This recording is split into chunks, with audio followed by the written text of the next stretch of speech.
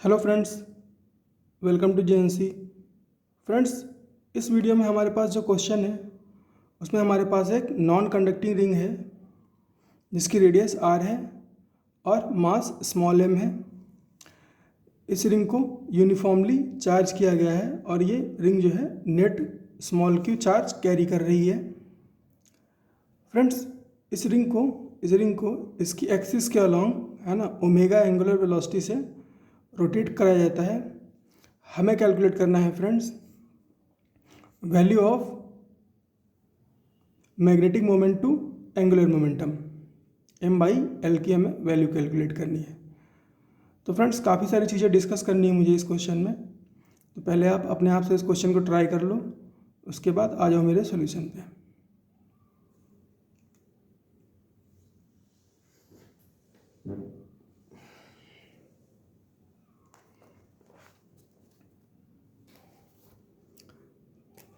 तो फ्रेंड्स, बात करें अगर इसके सॉल्यूशन की, तो फ्रेंड्स ये नॉन कंडक्टिंग रिंग है तो ऑब्वियसली जो चार्ज है वो यूनिफॉर्मली डिस्ट्रीब्यूटेड होगा।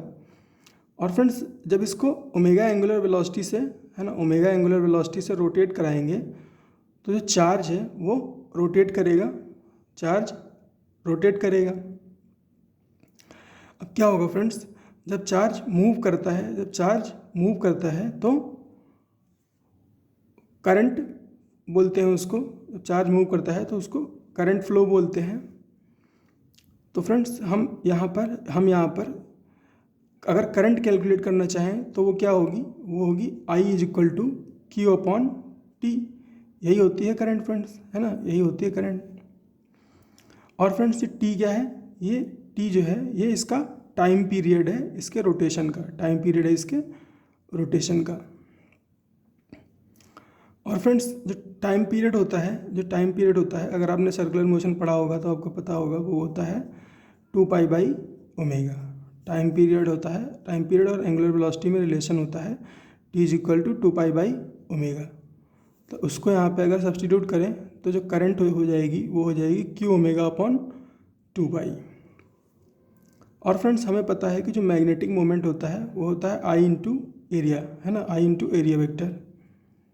यहाँ पे हमें वेक्टर की ज़रूरत नहीं है तो हम IA लिख दे रहे हैं।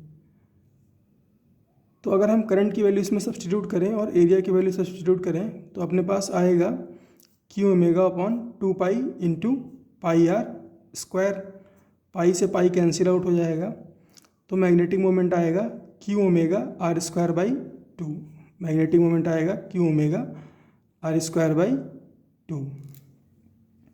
इसके अलावा फ्रेंड्स, हमें दूसरा चाहिए एंगुलर मोमेंटम। तो फ्रेंड्स, एंगुलर मोमेंटम जो होता है वो होता है vector r cross vector p, है ना, vector r cross vector p।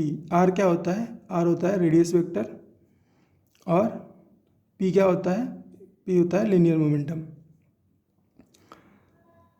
तो ये होता है फ्रेंड्स पॉइंट मास के लिए, है ना, ये होता है पॉइंट मास के लिए फ्रेंड्स। लेकिन ये तो कैसा है, ये कंटिन्यूअस मास है। तो कंटिन्यूअस मास के लिए जो एंगुलर मोमेंटम होता है वो होता है I ω। I क्या है, I है मोमेंट ऑफ इनर्शिया, है ना, moment of inertia along the axis of rotation. यहाँ पे एक्सिस ऑफ रोटेशन क्या है, सेंटर, है ना, line perpendicular to centre of ring. तो इसके लिए एंगुलर मोमेंटम कितना हो जाएगा, L = I ω। ये रिंग है ना, रिंग के लिए क्या होता है mr² moment of inertia along the axis passing through centre of ring क्या होता है mr²। तो I ω की वैल्यू क्या हो जाएगी, या फिर एंगुलर मोमेंटम की वैल्यू क्या हो जाएगी mr²ω। तो अपने पास अब एंगुलर मोमेंटम है ना, एंगुलर मोमेंटम है और मैग्नेटिक मोमेंट है, दोनों का रेशियो ले लेते हैं जो हमसे पूछा है m/l। तो Qω/r²/2 और mr²ω। r² से r² कैंसिल आउट हो गया, ओमेगा से ओमेगा कैंसिल हो गया, तो m/l की वैल्यू आई Q/2m। और फ्रेंड्स, इतना ही हमसे इस क्वेश्चन में पूछा था। लेकिन फ्रेंड्स, मुझे एडिशनल इन्फॉर्मेशन भी देनी है।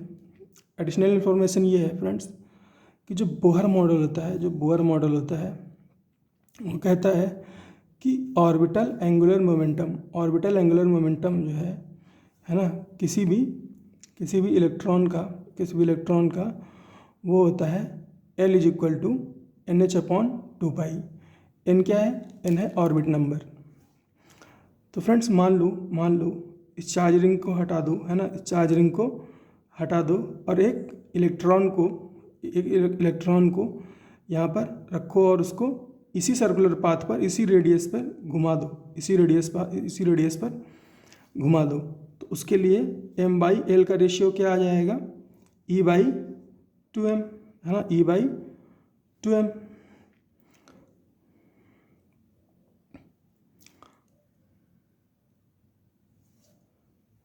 E/2m। और ये क्या कह रहे हैं? ये कह रहे हैं कि एंगुलर मोमेंटम क्या होता है? NH/2π। बोहर ने ऐसा बोला। तो फर्स्ट ऑर्बिट के लिए अगर हम बात करें तो L की वैल्यू क्या हो जाएगी? H/2π। तो M की वैल्यू क्या हो जाएगी? E/2m इंटू H/2π,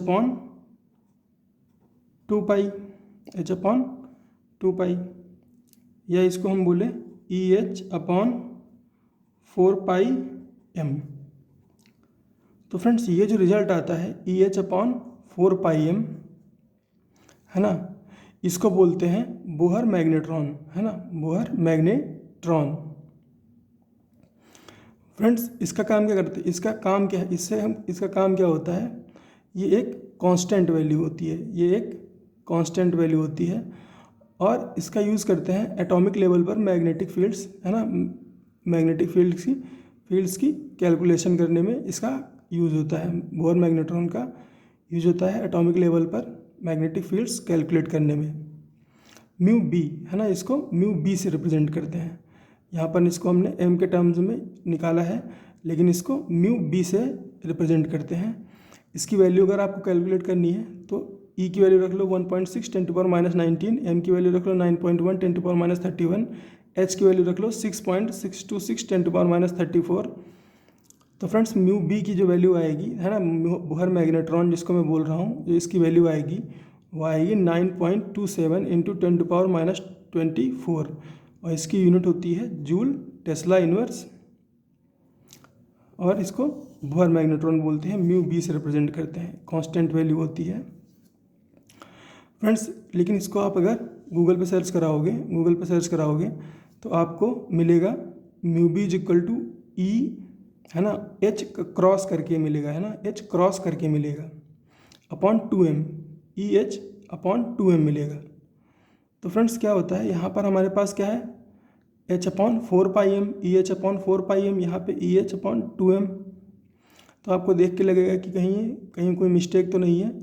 तो फ्रेंड्स क्या होता है कि जो ये H है ना, ये जो H आप देख रहे हो, ये जो क्रॉस करके होता है, इसकी वैल्यू होती है H/2π, है ना, इसकी वैल्यू होती है H/2π। इस H क्रॉस की वैल्यू होती है H/2π। और ये जो H क्रॉस होता है इसको बोलते हैं रेड्यूस्ड प्लांक कांस्टेंट